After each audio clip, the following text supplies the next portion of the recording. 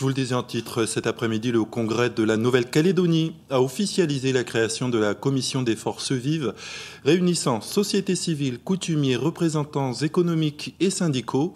Leur mission, affiner le plan quinquennal déjà adopté à une large majorité avant le vote de la loi de finances nationale. Yvan Avril, Nicolas Fasquelle. Peu d'informations à l'issue d'une séance formelle tenue à huis clos qui aura servi à présenter le plan de reconstruction et d'accompagnement voté par le Congrès. Reste un fait marquant, la société civile, via les chambres consulaires, les organisations patronales et syndicales représentatives, rejoignent les forces politiques pour porter la voix de la Nouvelle-Calédonie auprès de l'État. On préconise la mise en application de l'article 211-10 du Code de sécurité intérieure, dans laquelle on rappelle la responsabilité de l'État dans sa compétence régalienne en matière de sécurité publique. Donc on est satisfait de constater que ce plan quinquennal il est prioritairement basé sur cette prérogative. Le but, c'est bientôt porter un projet unanime avant le vote de la loi de finances. Mais également, on nous a clairement fait comprendre qu'il y avait aussi un but de démarchage auprès des différents groupes politiques au niveau de l'Assemblée nationale, du Sénat, de façon à que ce soit un projet que s'approprie l'État dans sa globalité. On attend qu'ils tiennent leurs promesses. Ils ont déroulé tout un programme et qui semble extrêmement intéressant pour les entreprises pour sauver la Calédonie et reconstruire et par la suite. Parce que là, on est dans une situation désastreuse, catastrophique, cataclysmique. C'est la première fois où on nous dit « venez avec nous ». Non pas discuter, mais venez avec nous, travailler et puis donner vos idées, des propositions et voilà. Donner la vie des entrepreneurs. Le plan quinquennal voté le 28 août par le Congrès doit être présenté à l'État avant le début de la session budgétaire de l'Assemblée nationale le 1er octobre. Lundi prochain, des représentants locaux seront désignés pour engager les discussions au niveau national. Et je vous le disais, donc nous sommes avec Memsi Délé, présidente du MEDEF-NC. Bonsoir. Bonsoir. Alors on l'a vu sur ces images, vous étiez présente à l'installation de la commission des forces vives au Congrès. Alors quelle priorité est-ce que le MEDEF-NC va défendre dans ce cadre-là ? Bien aujourd'hui, ce qui nous importe et ce à quoi nous serons très attentifs, c'est que toutes les démarches qui auront vocation de porter le plan de reconstruction, le plan de sauvegarde, soient les plus unanimes, effectivement, les plus coordonnées possibles. Il y a plusieurs initiatives qui existent et auxquelles nous participons. Le plan de redressement du gouvernement, S2R, sauvegarde, reconstruction, refondation, auquel nous sommes conviés et auquel nous participons. Et cette initiative du Congrès qui vient porter également un autre discours, celui d'une sauvegarde et d'un besoin d'aide financière massif qui présente un certain nombre d'intérêts, mais il nous semble que ces deux démarches doivent évidemment être coordonnées pour avoir plus de poids face à l'État. Est-ce que vous êtes entendu là-dessus ? Oui, je pense que ça a été dit cet après-midi dans l'hémicycle. Plus on est nombreux et unis, plus on est fort. Et aujourd'hui, il va falloir obtenir des arbitrages. Y aller de façon non coordonnée serait une erreur. Il faut y aller rapidement, mais de façon effectivement synchronisée et avec la plus large représentation possible, et donc en associant l'ensemble des institutions. Alors vous l'avez évoqué, la commission des forces vives, on l'a vu, donc vient d'être installée au Congrès. Vous avez parlé du plan S2R. Il y a d'autres initiatives de réforme qui sont sur la table. Quelle réforme vous semble prioritaire pour vous, MEDEF ?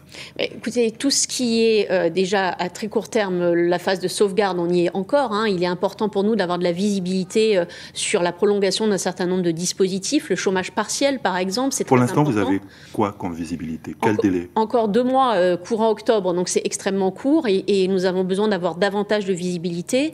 Après, sur les réformes, nous sommes engagés dans un processus de réforme parce que nous considérons que rebâtir l'économie calédonienne, ça va nécessiter des changements, que ce soit au niveau administratif, réduction des dépenses publiques, mais également sur la compétitivité des entreprises calédoniennes et sur les filières prioritaires. Il faut faire table rase du passé et tout reconstruire, ou bien il y a d'autres pistes ? Non, il faut tirer l'enseignement de ce qui nous a conduit depuis 30 ans dans ces grandes difficultés qui préexistait. Au 13 mai, l'économie calédonienne était déjà fragile avec certains secteurs en grande détresse.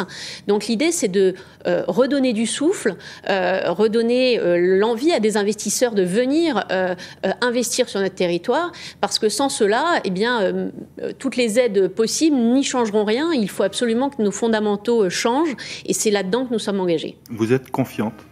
Oui, je suis confiante parce que nous n'avons plus le choix, en réalité. Et on voit bien, et vous les avez cités, les initiatives qui viennent du gouvernement, du Congrès, la société civile, en effet, est engagée.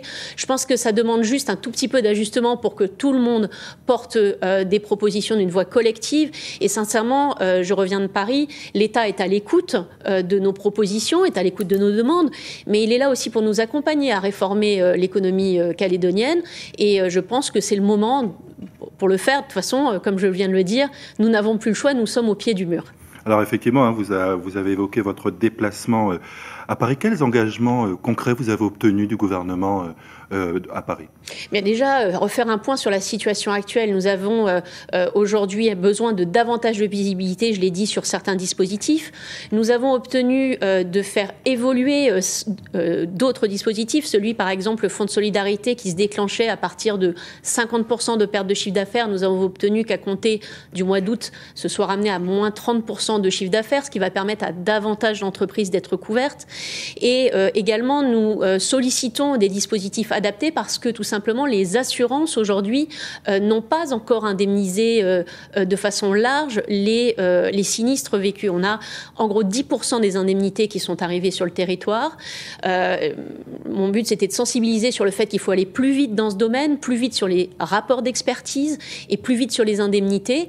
Et dans cette attente, nous allons avoir besoin de dispositifs comme des prêts à taux zéro qui vont permettre aux entreprises de relancer la machine et de commencer les travaux de réhabilitation des commerces, notamment pour réouvrir et relancer leurs activités. Alors justement, face à la lenteur des indemnisations et à la suppression possible de la garantie émeute, quelles solutions urgentes le MEDEF propose-t-il pour soutenir les entreprises calédoniennes? Alors déjà, on a besoin d'être rassuré sur la sécurité en Nouvelle-Calédonie. Et c'est vrai qu'on a aussi cette demande, on l'a faite, c'est nous garantir sur du long terme que les moyens et les forces de l'ordre vont rester en quantité suffisante en Nouvelle-Calédonie. Vous avez cité des incendies à nouveau, des entreprises à nouveau brûlées cette semaine à Ducos. Ça n'est plus tenable.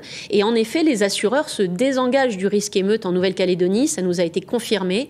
Donc face à cette situation, nous devons imaginer des nouveaux dispositifs pour accompagner les entrepreneurs à reconstruire en prenant le moins de risques possible tant que cette visibilité elle n'est pas garantie. On y travaille, c'est un peu technique, mais il y a des solutions qu'on peut envisager. Mais encore une fois, rien ne se fera si les exactions continuent et si la sécurité n'est pas rétablie durablement en Nouvelle-Calédonie. Vous avez parlé tout à l'heure de votre séjour à Paris, vous avez rencontré le gouvernement, en tout cas provisoire, celui qui était en charge des affaires courantes. Vous êtes sûr de retrouver une même personnalité que l'ancien ministre de l'économie, Bruno Le Maire, pour le prochain mandat? À ce stade, nous ne sommes sûrs de rien, si ce n'est que globalement au niveau de l'Assemblée nationale et du Sénat, il y a cette volonté, cette compréhension du fait que la Nouvelle-Calédonie aura besoin d'aide d'un point de vue économique. Donc c'est assez rassurant parce que cette idée-là, elle est assez transpartisane. Ça ne veut pas dire qu'il ne faut pas demander avec force les dispositifs dont nous avons besoin et le faire valoir à Paris. Et c'est le sens des déplacements qui sont prévus. Mais nous nous adapterons à la personnalité qui sera là, mais évidemment, ce que nous demandons, c'est un minimum de stabilité dans les équipes, parce que tout le travail que nous venons de faire depuis 4 mois, il ne faut pas le perdre, et surtout pas le recommencer à zéro. En tout cas, on retiendra que le MEDEF encourage toutes les forces vives de Calédonie à porter ensemble les propositions d'une voix unitaire pour défendre justement les intérêts économiques du pays. Merci Mimsi Délé d'avoir accepté notre invitation. Merci.